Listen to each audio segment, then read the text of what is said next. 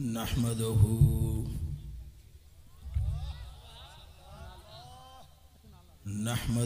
ونصلي ونسلم على رسوله الكريم أما بعد فأعوذ بالله السميع العليم من الشيطان اللئيم الرجيم بسم الله الرحمن الرحيم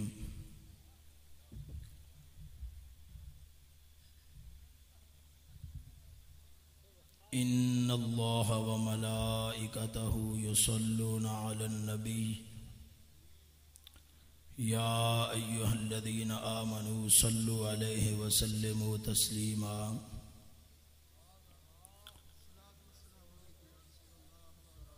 حصول برکت کی نیت سے نہ کہ مجھے داد دینے کی نیت سے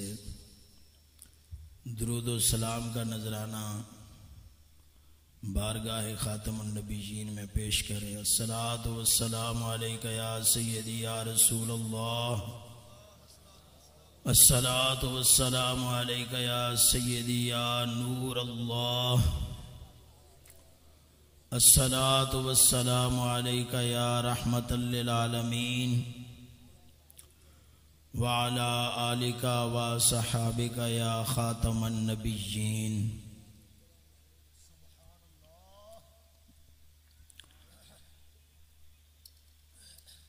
گرامی قدر معزز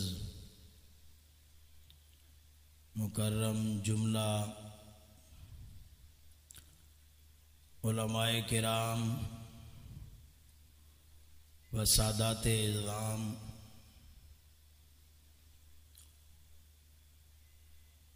و خطباء و واعظین،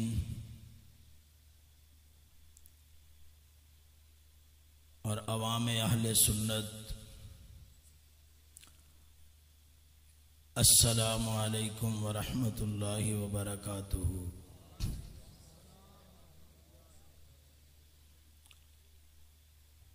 اللہ رب العزت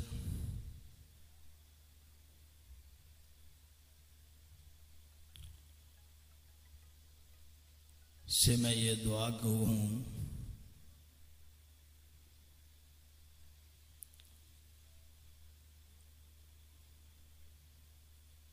کہ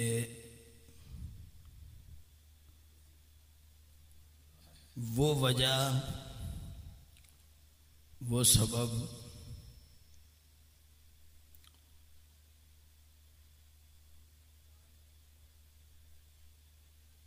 کہ جو یقیناً ہمارے اعمال کی کوتاہی ہی ہو سکتی ہے، مولا جل شانہ دور فرمائے، اس ہمارے اعمال کی کوتاہی کو درگزر فرمائے جس کے سبب سے ہم حضور مجدد دوران، حضور قطب الوجود، حضور مصلح امت اطال اللہ عمرہ نفعنا اللہ بطول حیاتہ، میری مراد میرے محسن اکبر حضور والدنا الاقدس زیدہ شرف ہو کی آواز مبارک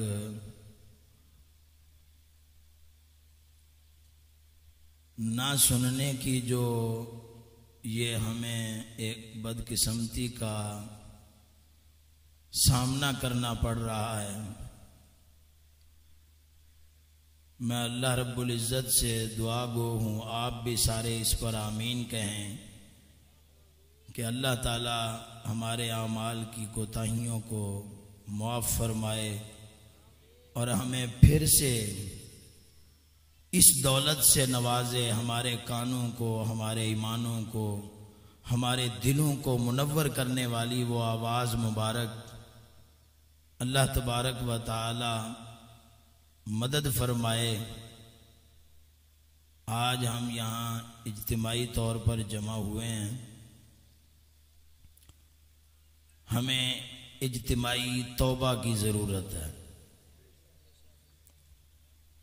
یہ بہت بڑی نعمت ہے، اس نعمت کا اندازہ ہمیں اب ہو رہا ہے۔ آپ حضور کا وجود بامسعود ضرور برکت ہے، رحمت ہے، ہمارے لیے باعث سعادت ہے، لیکن دوستو جو کمی اور نقصان آپ کی آواز مبارک سننے سے دور ہوتی ہے، اس سے تو ہم محروم ہو گئے نا۔ تو ہم اللہ تعالیٰ کی بارگاہ میں دعا گو ہیں کہ مولا جل شانہ ہماری بدعمالیوں کی سزا ہمیں یوں نہ دے کہ ہمارے شیخ مکرم کی آواز مبارک سننے سے بھی ہم محروم ہو جائیں۔ اللہ تبارک و تعالی وہ منور آواز، وہ نور بھری اور نور بھر دینے والی آواز سے ہمارے کانوں کو دوبارہ منور فرمائے، اور اللہ تبارک و تعالی ہماری ایسی مدد فرمائے ہم مل کر اللہ کی بارگاہ میں معافی کے خواستگار ہیں، توبہ کرنے والے ہیں، اللہ تعالیٰ کی بارگاہ میں اپنے تمام گناہوں سے معافی مانگتے ہیں کہ ہماری کسی بھی غلطی یا کسی بھی بدعمالی کی وجہ سے جو ہم پر یہ نحوست پڑ گئی کہ ہم اپنی شیخ مکرم کی آواز مبارک سننے سے بھی محروم ہو گئے ہیں، اللہ تبارک و تعالی یہ نحوست جلد ہم سے زائل کرے اور جلد وہ مبارک آواز ہمارے کانوں میں پڑے اور ہمارے دلوں کو منور کرے۔ دوستان محترم، اپنا نسیم صاحب استاد صاحب کی بلاد خادم کے سنن رابطہ ہے کرو فوراً۔ استاد سعد صاحب کی بلا تشریف لے آئے ہیں، آپ پہنچ چکے ہیں، اور بڑے استاد صاحب کی بلا آپ بھی پہنچنے والے ہیں انشاءاللہ العزیز۔ 12 بجے تک آپ کا خطاب شریف شروع ہو جائے گا، کسی وجہ سے تاخیر ہو گئی۔ پہلی تو چند باتیں آپ کے گوش گزار کرتا ہوں۔ یہ شیریں بیان مقررین کا بیان تو آپ سنتے ہی رہتے ہیں، تو آج پہلی بار آپ لوگوں سے اس طرح اجتماعی طور پر لب کشائی کا میں نے ارادہ کیا ہے۔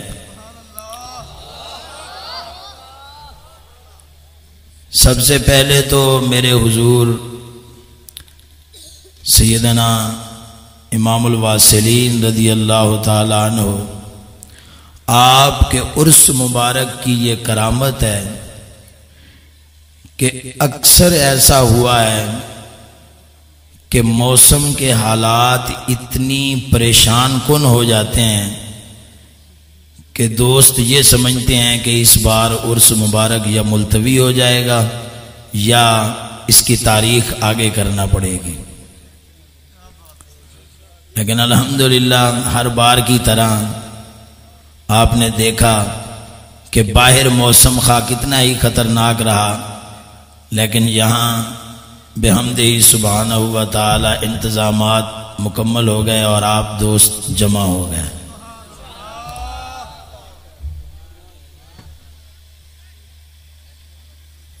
دوسری بات جو ضروری بات ہے اس حوالے سے کہ پچھلے عرس مبارک پر قبلہ حضور استاذ محترم حضور سیدنا امام الغیرت زیدہ مجدہ بلکہ میں اس بات کو اپنے وجدان قلب سے کہتا ہوں کہ اللہ تبارک و تعالی نے ہمارے استاد محترم کو علوم اسلامیہ کے اندر مجددانہ صلاحیتوں سے نوازا ہے۔ ایک ہوتے ہیں مجدد دین و ملت، جو جن کی وجہ سے دین کا ہر شعبہ زندہ ہوتا ہے، وہ ہوتے ہیں مجدد دین و ملت، جن کی وجہ سے دین متین کا ہر شعبہ زندہ ہوتا ہے۔ ہر شعبے کے اندر ایسے مردان خدا ان کی تربیت سے پیدا ہوتے ہیں کہ دین کا بول بالا ہو جاتا ہے، وہ ہوتے ہیں مجدد دین و ملت۔ ایک ہوتے ہیں انہی مجدد دین و ملت کے پروردہ، زیر اثر، زیر تربیت، زیر سایہ ایسے مجددین جو کسی دین کے ایک شعبہ میں تجدیدی صلاحیتوں کے مالک ہوتے ہیں۔ تو ہمارے استاد صاحب قبلہ خداداد صلاحیتیں، ایسی خداداد صلاحیتوں کے مالک ہیں کہ اگر ہم آپ کو علوم اسلامیہ کے اندر مجدد کہیں تو یہ بالکل حق بجانب ہے۔ تو عزیزان محترم، آپ نے یہاں موضوع بیان فرمایا تھا یزید نام رکھنے کی شرعی حیثیت۔ کم خواندہ یا جہال یا انادی لوگ وہ یہ سمجھنے لگ گئے کہ شاید چشتی صاحب قبلہ یہ ترغیب دینا چاہ رہے ہیں کہ یزید نام رکھا جائے۔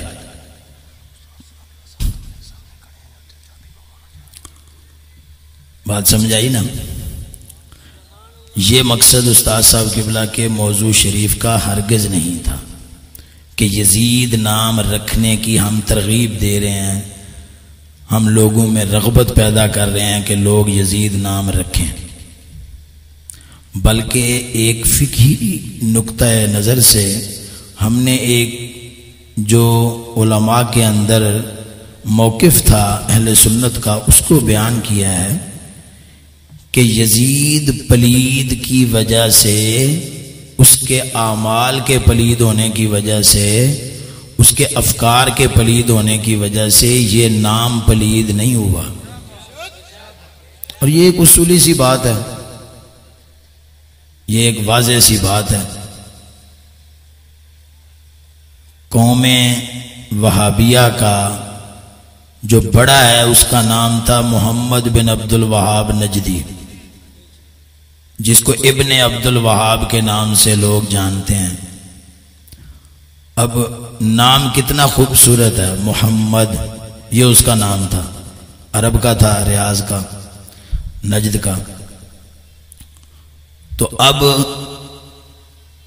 وہ اتنی غلیظ اور خبیث عقائد کا متحمل تھا کہ ہمارے حضور سیدنا پیر مہر علی سرکار تاجدار گورڑا نے، آپ نے یہاں تک اپنے تصانیف میں لکھا کہ اس نے نبوت، جھوٹی نبوت کا دعویٰ بھی کیا تھا۔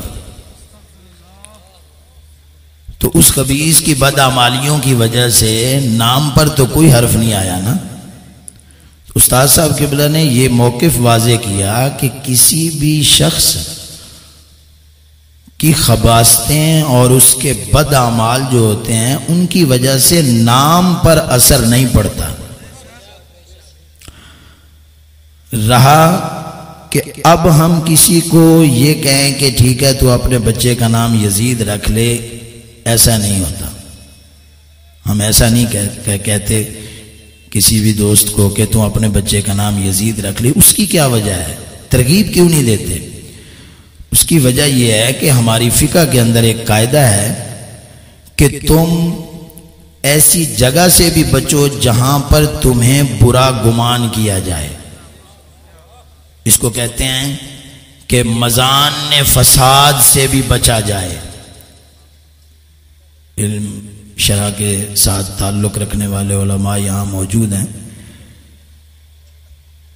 یعنی ایسے اعمال سے بھی بچیں، ایسے کاموں سے بھی بچیں جن میں آپ پر انگلی اٹھائی جائے، آپ پر اعتراض کیا جائے، آپ کو فسادی سمجھا جائے.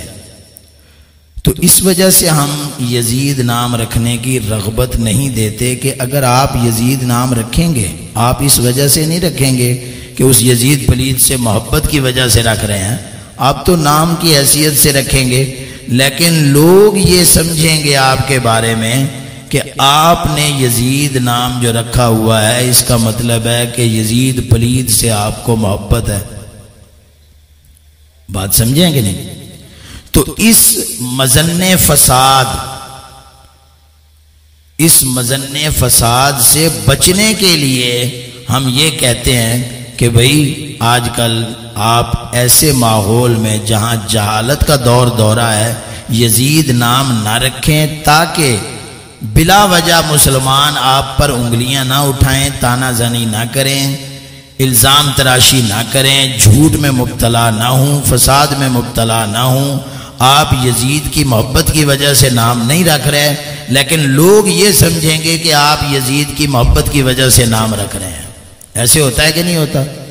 یہ ہمارے معاشرے میں اگر کسی بچے کا نام یزید رکھا جائے گا تو لوگ یہی سمجھیں گے، یہی کہیں گے کہ اس نے یزید سے محبت کی وجہ سے بچے کا نام یزید رکھا ہے. تو اس مظن فساد سے بچنے کے لیے یزید نام نہیں رکھا جاتا، ورنہ اس وجہ سے کہ یزید پلید کا نام یزید ہے لہذا یزید نام نہ رکھا جائے، یہ وجہ نہیں ہے. یہ ایک باریک نکتہ ہے جس کو صاحب علم لوگ جانتے ہیں.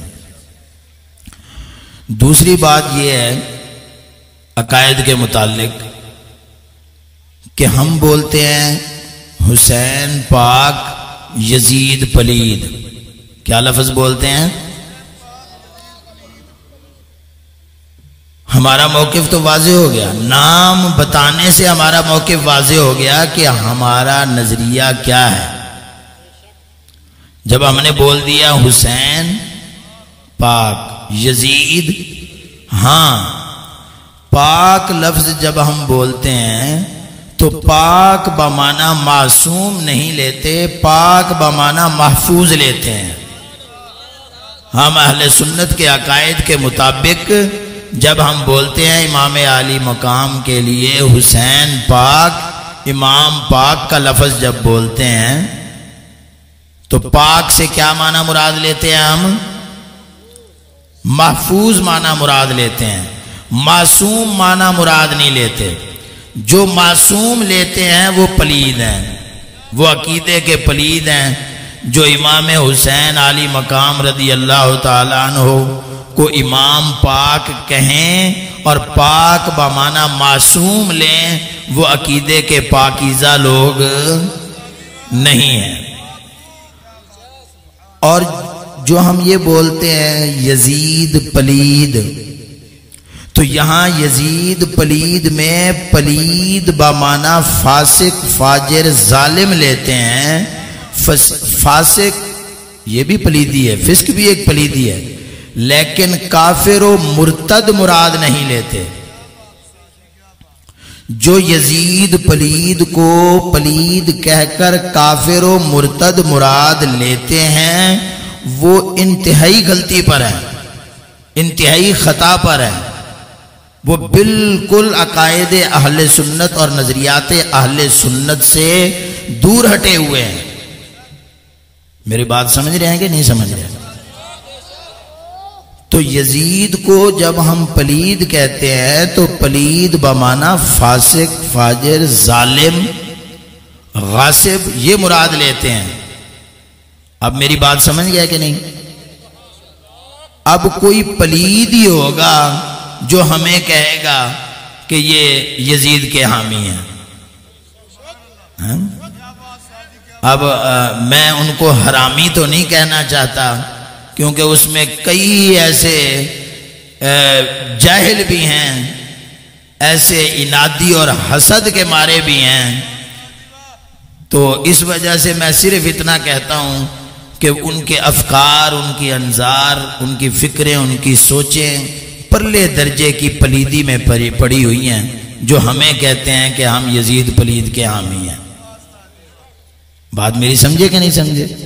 یہ ایک عقیدے کی بات ہے مختصر سی۔ کوئی بھی بات کرے اس کو کہو بھی بھائی ہمارے تو الفاظ بتا رہے ہیں، ہمارا نام ایک تعارف ہوتا ہے ابتدائی، ہم نے تو واضح اپنا موقف اور نظریہ نام لینے میں واضح کر دیا ہے، امام پاک یزید پلید۔ ہاں یہ اس کو پوری تقسیم کر کے بتائیں کہ پاک بمانا معصوم نہیں لینا، پاک بمانا محفوظ، اور ادھر یزید پلید کہہ کر پلید بمانا فاسق ظالم۔ بات سمجھ گئے نا؟ تو یہ مجھے کچھ لوگوں کے بارے میں پتہ چلا کہ وہ اس چیز کے بارے میں کوشاں ہیں کہ ہم ان کے اوپر یزیدی ہونے کا دبا لگائیں، ان کو کہیں کہ یہ یزیدی ہیں، یہ یزید کی حمایت میں ہیں۔ مجھے ایک بندے نے بات کی، میں نے کہا یار اگر کسی کو پلید کہنا یہ اس کی حمایت ہے نا، تو پھر ایسی حمایت ہم آپ کی بھی کرتے ہیں۔ کیا قبول ہے ایسی حمایت ان لوگوں کو؟ اگر پلید کہنا حمایت ہے تو ایسی حمایت کا اعلان ان کے لیے بھی ہونا چاہیے کہ نہیں؟ پھر تو یوں ہی اہل حق سے لوگوں کو متنفر کرنا، ذہنوں کو منتشر کرنا، اور خود تو فساد میں پڑے ہیں، بھولی بھالی عوام کو بھی فساد میں ڈالنے کی کوشش کرتے ہیں۔ بات سمجھے نا؟ تو یہ ایک عقائد و نظریات جو اہل سنت کے ہیں ان کی اشاعت کا فریضہ ہے جو استاد صاحب قبلہ نبھا رہے ہیں۔ تو جو عقائد اہل سنت سے متصادم ہیں، اندرونی مرض ان کے دل میں ہے، کوئی نہ کوئی اہل سنت کے عقائد سے جن کو کچھ نہ کچھ تکلیف ہوتی ہے نا، پھر وہ ائمہ اہل سنت کے خلاف اس طرح کی بکواسیں کرتے ہیں تاکہ لوگ اہل حق سے دور ہوں اور ہماری گمراہی کے چنگل میں پھنسیں۔ تیسری تنبیہ حضرت سیدنا امیر معاویہ رضی اللہ تعالی عنہ کے بارے میں ہماری سٹیجوں پر نعرہ لگتا ہے، سیاست معاویہ زندہ باد۔ ٹھیک ہے؟ حضرت سیدنا امیر معاویہ رضی اللہ تعالی عنہ کی سیاست مبارک بے شک زندہ بادی کے نعرے کی مستحق ہے، لیکن تقسیم ہے۔ کیا ہے؟ تقسیم ہے۔ آپ کی سیاست کا وہ اولی دور، حضرت امیر معاویہ رضی اللہ تعالیٰ عنہ کی سیاست کا وہ پہلا دور جس سیاست کے دور میں سیدنا علی المرتضیٰ رضی اللہ تعالیٰ عنہ کی سیاست سے تصادم ہوا،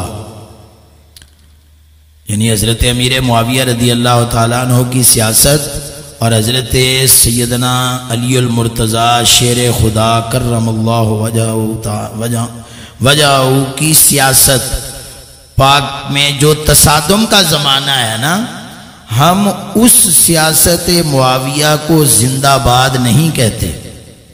بات سمجھنا،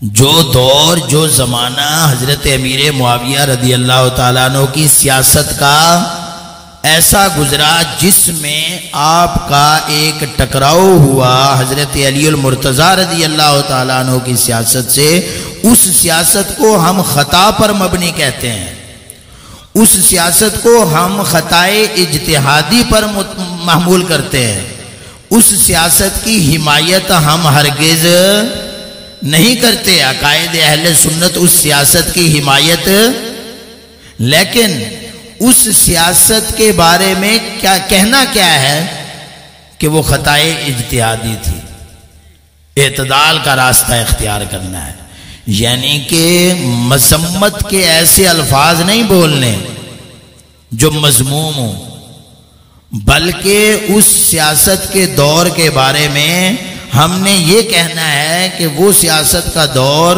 حضرت امیر معاویہ رضی اللہ تعالیٰ عنہ کا وہ خطائے اجتہادی پر تھا، لہٰذا اس سیاست کے زمانہ کو ہم زندہ بادی کے ساتھ موسوم نہیں کریں گے۔ ہاں جس وقت حضرت سیدنا امام اعلیٰ مقام حضرت سیدنا حسن مجتبی رضی اللہ تعالیٰ عنہ حضرت علی المرتضیٰ شیر خدا کے شہزادے، جب علی المرتضیٰ کے گھر نے حضرت امیر معاویہ کی سیاست کی تائید کی، توثیق کی، حضرت امیر معاویہ رضی اللہ تعالیٰ عنہ کی سیاست کو تسلیم کیا، اس وقت کی سیاست کے زمانہ کو زندہ باد نہ کہنے والا وہ حضرت سیدنا علی المرتضیٰ رضی اللہ تعالیٰ عنہ کے گھرانے کا غدار ہے۔ وہ حضرت علی المرتضیٰ شیر خدا کے بڑے صاحبزادے حضرت امام حسن مجتبی رضی اللہ تعالیٰ عنہ کو نہیں مان رہا، کیونکہ حضرت امام حسن نے امیر معاویہ کی سیاست کو زندہ باد کیا۔ ہم تو زندہ باد کہہ رہے ہیں نا، آپ نے حضرت امیر معاویہ کو خلافت سپرد کر کے تو امام حسن نے یہ مہر لگا دی کہ اب کی جو سیاست ہے امیر معاویہ کی، یہ سیاست اب اہل بیت سے متصادم، اب اہل بیت سے ٹکرانے والی نہیں ہے، اب اہل بیت کی طرف سے تائید و تصدیق کی مہر لگ گئی ہے۔ لہٰذا جو ہم یہ نعرہ لگاتے ہیں سیاست معاویہ زندہ باد، اس سے مراد ہماری کیا ہوتی ہے؟ جو حسن مجتبی کی تصدیق شدہ سیاست ہے حضرت امیر معاویہ کی، وہ سیاست زندہ باد۔ ٹھیک ہے؟ ہاں میں اپنے خطبہ حضرات کو یہ کہوں گا اور اپنے نقیب حضرات کو کہ سیاست معاویہ زندہ باد کا نعرہ لگاتے ہیں جب، تو اس میں سیدنا علی المرتضیٰ رضی اللہ تعالیٰ عنہ کا بھی نعرہ بلند ہونا چاہیے، تاکہ ہر کوئی یہ جانے کہ یہ عقائد اہل سنت کے محافظ ہیں، اور اس کو یہ فتنہ ڈالنے کی بھی گنجائش نہ رہے کہ یہ لوگ مطلقاً حضرت امیر معاویہ کی سیاست کے حامی ہیں، بلکہ وضاحت ہو جائے کہ بھئی حضرت علی المرتضیٰ کے مقابل میں جو سیاست تھی وہ خطا تھی، اور جو حضرت حسن مجتبی کی تصدیق شدہ سیاست تھی وہ سیاست جو ہے وہ زندہ باد ہے۔ یہ بات سمجھ آ گئی نا؟ یہ ایک عقیدے کی ضروری بات تھی۔ اب آخر میں خطبہ مقررین حضرات بیٹھے ہیں، ان کا وقت لے رہا ہوں میں، آخر میں آپ دوستوں کو ایک تجویز دیتا ہوں، جس تجویز سے آپ لوگوں کی دین و دنیا کی بھلائی کا تعلق ہے انشاءاللہ۔ دوستان محترم، آپ اس چیز کو سمجھتے ہیں کہ دین کے جتنے بھی شعبہ جات ہیں وہ انسانوں کے ذریعے شعبہ جات چلائے جاتے ہیں۔ اللہ تبارک و تعالی نے صلاحیتیں مختلف بانٹ کے رکھی ہیں، کسی بھی ایک بندے میں تمام صلاحیتیں جمع نہیں ہیں، اور کسی بھی ایک جگہ پر تمام نعمتیں جمع نہیں ہیں۔ ایسے ہے کہ نہیں؟ جو سہولیات میدانی علاقوں میں ہیں وہ پہاڑی علاقوں میں نہیں، جو فوائد اور ثمرات پہاڑی علاقوں میں ہیں وہ میدانی علاقوں میں نہیں۔ تو یہ کیوں اللہ تعالیٰ نے تقسیم کیے ہوئے ہیں؟ تاکہ ہر جگہ آباد رہے، اور ہر فرد ہے ملت کے مقدر کا ستارہ، اس وجہ سے اللہ تعالیٰ نے صلاحیتیں تقسیم فرما کے رکھی ہیں۔ تو لہٰذا جب صلاحیتیں تقسیم ہیں تو دین کے متنوع کئی قسمی شعبہ جات جو ہیں ان کو چلانے کے لیے انسانوں کی ضرورت درپیش ہے۔ ایسے ہی ہے نا؟ انسانوں کے ذریعے، فرشتوں کے ذریعے اللہ تعالیٰ نے یہاں دنیا میں دین کے نظام کو چلانے کی ترتیب نہیں بنائی۔ ادھر توجہ رکھیں ذرا، بات بہت قیمتی ہے۔ ملائکہ کے ذریعے، فرشتوں کے ذریعے دین کے شعبہ جات چلانے کی یہاں ترتیب نہیں ہے، یہ دنیا ہے، اسباب اور وسائل کا جہان ہے، یہاں پر انسانوں کے ذریعے ہی دینی شعبہ جات جو ہیں وہ چلائے جائیں گے۔ تو جب انسانوں کے ساتھ دینی شعبہ جات چلائے جاتے ہیں تو انسانوں کی ضروریات ہیں، اللہ تعالیٰ نے ان کی ضروریات بنائی ہیں انسانوں کی، قیام طعام، کھانے پینے رہنے سہنے کے معاملات، پہننے کے معاملات، ملبوسات، معقولات، مساکن جن کو ضروریات زندگی فقہ کی کتابوں میں لکھا جاتا ہے۔ تو اب اگر وہ لوگ جو دین کے شعبہ جات کی خدمت کر رہے ہیں تو ان کو اگر مصروف کر دیا جائے کہ وہ وسائل حاصل کریں تاکہ وسائل کے ذریعے وہ اپنی ان ضروریات کو پورا کریں،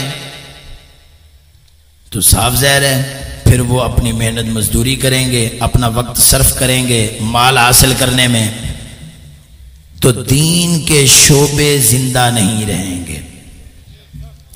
یہی وجہ بنی کہ ابتدائی ادوار میں قرآن مجید کی تعلیم، دین کی تعلیم، اذان، نماز، جمعہ پڑھانے پر، عیدین پڑھانے پر اجرت لینے کی اجازت نہ تھی ابتدائی زمانہ میں۔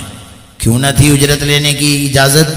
اس وجہ سے کہ اس وقت اتنا مقدس زمانہ تھا کہ لوگ خود دیندار کو دینا سعادت سمجھتے تھے، بغیر سوال کیے، بغیر وظیفہ مقرر کیے لوگ دینداروں کا تعاون کرتے تھے اور دینداروں کی ضروریات احسن طریقے سے پوری ہو جاتی تھی۔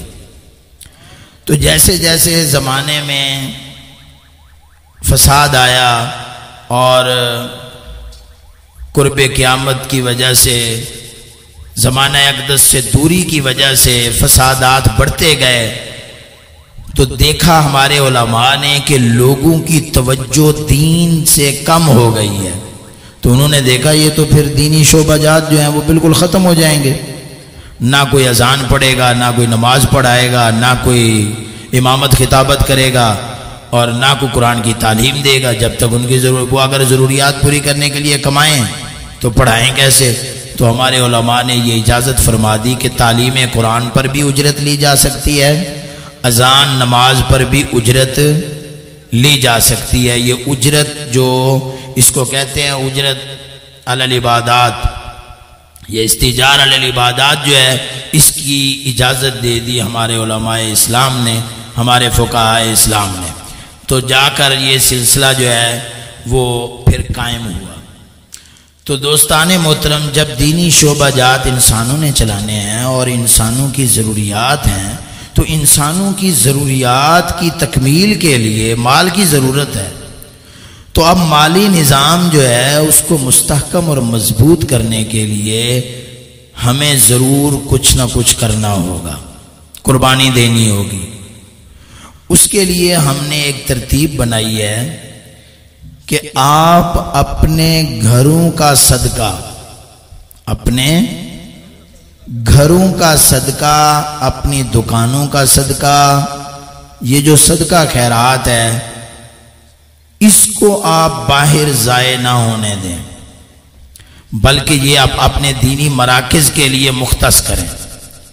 پاؤں نہ چھوڑیں، دینی مراکز کے لیے، اس کے لیے کیا بہتر ترکیب ہے کہ برکت گلہ کے نام سے، یہ برکت گلہ یہ بھی ایک الہامی نام ہے، برکت گلہ کے نام سے آپ اپنے گھروں میں گلہ جات رکھیں، تاکہ جو صدقہ خیرات آپ کا، آپ کے گھر والوں کا ہے اس میں ڈالیں، اور وہ برکت گلہ آپ مہینے بعد کھولیں، 2 مہینے بعد کھولیں، 3 مہینے بعد کھولیں، تو اس جو کچھ اس میں جمع ہو، خواہ 10-20 ہی کیوں نہ ہو، جو کچھ بھی اس میں جمع ہو وہ آپ اپنے دینی مرکز میں خدمت کے طور پر جمع کرا دیں، ٹھیک ہے؟ تو یہ برکت گلہ، یہ یوں نہ سمجھیں کہ گلہ جو آپ اپنے رکھ رہے ہیں کسی گھر میں یا کسی دکان میں، تو وہ گلہ آپ سے پیسے کھینچ کر لے جائے گا، یہ برکت گلہ ایسا ہے انشاءاللہ العزیز جب آپ گھر میں رکھیں گے نا تو چند ماہ میں اس کے ثمرات خود بخود دیکھ لیں گے. اگر آپ کو کوئی نفع حاصل ہو جائے تو آپ اس کو رکھیں ورنہ اس کو نکال کر باہر پھینک دیں. یہ اس باب میں ہم نے آپ کو جو توجہ دلانی تھی وہ دلا دی. اللہ رب العزت ہمارا حامی و ناصر ہو. اب دوسرے خطیب حضرات سے درخواست ہے کہ وہ چند منٹ جو ہے اپنی حاضری لگوائیں، ٹھیک ہے، تاکہ دوسرے دوستوں کو بھی موقع دیا جا سکے. یہ ایک آستانہ ہے، یہاں پر ہر کوئی آس لگا کر آتا ہے کہ اس کی حاضری لگے یہاں پر. لہذا مقررین کی بارگاہ میں یہ میری التماس ہے کہ وہ بالکل کم وقت میں اپنی حاضری یقینی بنائیں. 2-4 باتیں کریں، ایک شعر پڑھ دیں ترنم میں، زیادہ سے زیادہ 5 منٹ. 5 منٹ کے بعد خاص سپیکر بند کرنا پڑا یا ان کو بٹھانا پڑا تو وہ ہماری مجبوری ہوگی.